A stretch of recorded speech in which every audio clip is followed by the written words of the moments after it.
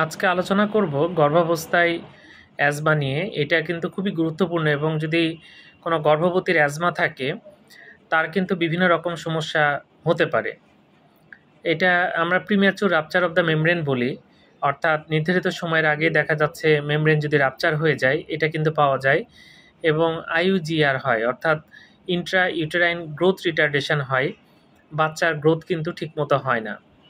এছাড়া প্রিএক্লাম্পসিয়ার চান্স থাকে, যেটা খুব বিপজ্জনক অসুখ, এরকম কিন্তু হতে পারে।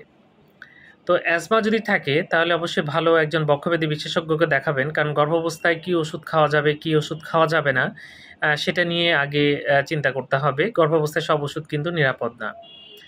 তো গর্ভবতীর যদি অ্যাজমা থাকে তার যেমন ক্ষতি হতে পারে, বাচ্চারও তেমন ক্ষতি হতে পারে। এবং মায়ের কিন্তু মৃত্যুর ঝুঁকিও থাকে। অনেক সময় কিন্তু হার্ট ফেলিওর হয়, রেসপিরেটরি ফেলিওর হয়, অনেক সময় নিউমোথোরাক্স ডেভেলপ করে, অনেক সমস্যা কিন্তু হতে পারে। তাই যদি অ্যাজমা থাকে গর্ভাবস্থায় অবশ্যই ভালো একজন বক্ষব্যাধি বিশেষজ্ঞকে দেখাবেন। ধন্যবাদ সবাইকে।